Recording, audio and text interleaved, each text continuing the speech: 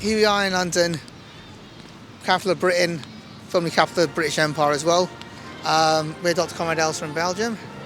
Now, as I just mentioned, this was once capital of the British Empire. Yes. Laws were made in this building behind us to conquer half the world and then free it, so-called. Now, the British Raj ended in 1947. Why is it the mentality, though, has remained, the ruling class? And I say ruling class because this building here is an icon and beacon of parliamentary democracy. Over many years, gradually, there was more enfranchisement of the masses here, eventually women, of course, in 1918. But here, they elect MPs to represent them. Why in India have you got a system in place where the MPs are elected to rule people, which is a British Raj mentality? It's not a democratic mentality. Why has that remained? Well, part of it is traditional Hindu culture.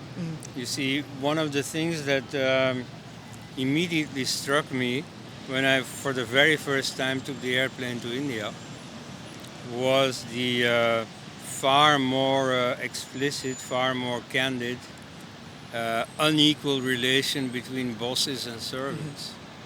You see, like here, they wouldn't dare to do that anymore, at least not openly. And so in India, that's, and in much of the world, that's just normal. So whatever unequal relations or power structures they have inherited from whichever conqueror, Turkish or British, that has been integrated quite well, so to speak. I mean, in a negative sense. So that's the bad part.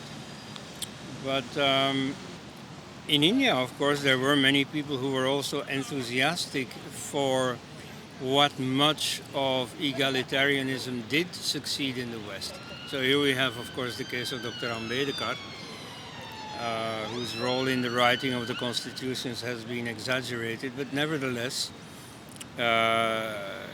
we have references there to liberté, égalité, fraternité, and that's mainly thanks to him. Or there was a sort of current.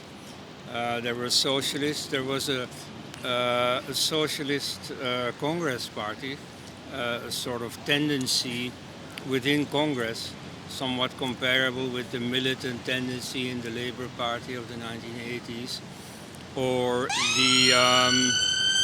the Tea Party in the Republican Party 10, 20 years ago. So that tendency did assert itself in India. So they wanted to westernize, at least in terms of political system.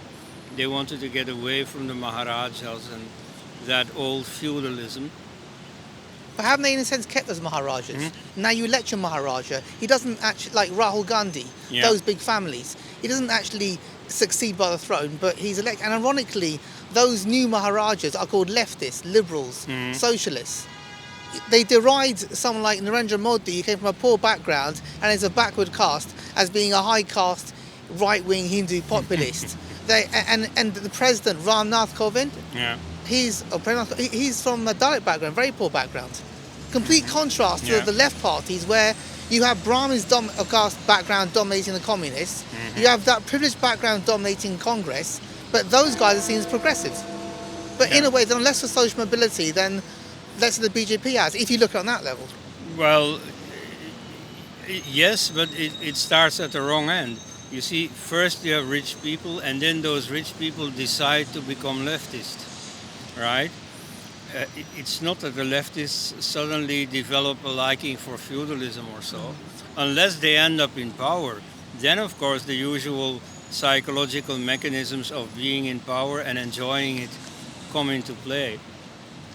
No, but you see, the Nehru family was already quite well-to-do.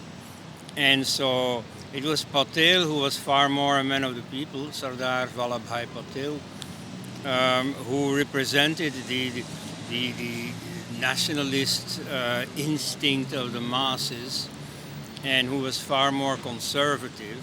And so the elite looked down on those people. I mean, that's not the same phenomenon you have here now, with the liberal elite looking down on the unwashed, conservative masses. So that's the same phenomenon. There have been psychological studies about this, why this is being done. And so one explanation I really like is that it's a form of showing your superiority by taking more risks. Mm-hmm. You see, for people in an elite position, strictly speaking, a leftist attitude would be a danger to them and not to the masses. However, if you're in a strong position, you can afford this. Mm-hmm. You can, like the case of the peacock. You see, a peacock with a big tail, an impressive tail, he looks good for the peahens, mm-hmm. but he at the same time takes a big risk because he has to carry all this weight. Mm-hmm. So it's only the strong peacocks who can afford it. Okay. So similarly, it's only the really rich who can afford to take positions that, strictly speaking, ought to be anti-rich. Sure.